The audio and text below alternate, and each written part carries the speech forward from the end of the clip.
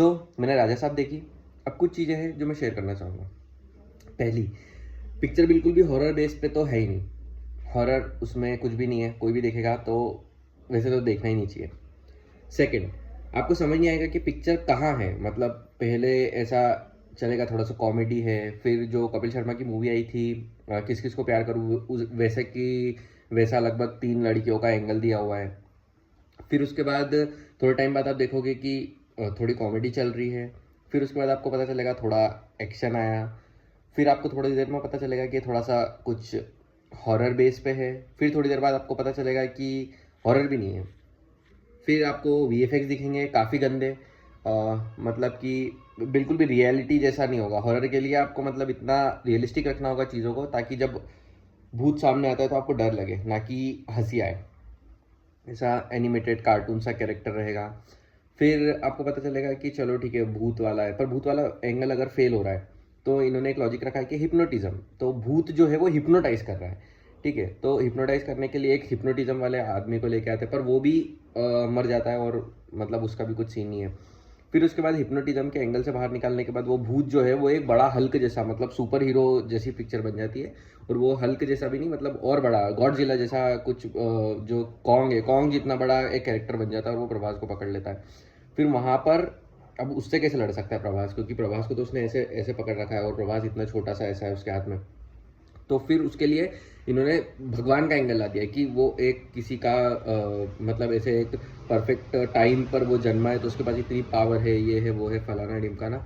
तो फिर वो वहाँ से बच के और उसके अंदर एकदम ऐसा भगवान बन जाता है वो, और वो फिर वहाँ पे हरा देता है उसको। और जिस पूरे पॉइंट और प्लॉट के लिए ये हुआ कि जो ये जो भूत रहता है वो इसका दादा रहता है, और अगर ये इसके दादा को वापस लेके नहीं आया जिंदा, जो कि ऑलरेडी मर चुका है, तो पिक्चर का मतलब क्या सेंस से समझ नहीं आया। पर इसके दादा को इसको दादी के पास जिंदा लेके जाना है, जो कि ऑलरेडी मर चुका है, जिंदा तो वो वैसे भी नहीं ले जा सकता।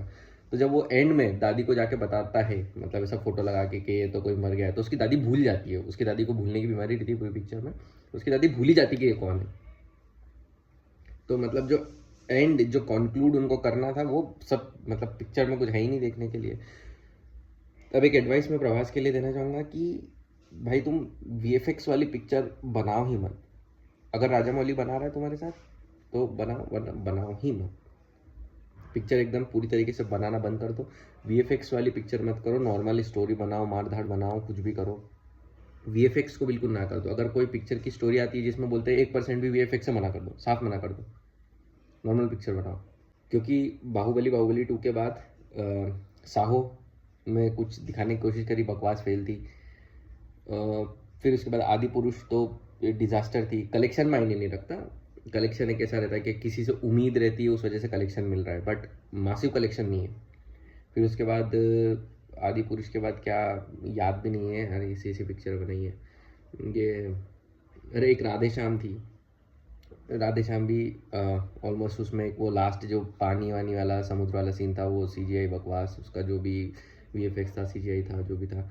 और सलार सलार थी जो थोड़ी ठीक थी, बट उसमें भी कोई खास काम नहीं कर पाई। तो बट बस एक ही एडवाइस है कि वीएफएक्स को ना कर दो, नो, बिल्कुल नो, नहीं, नेवर, ना को इल्ले कर दो।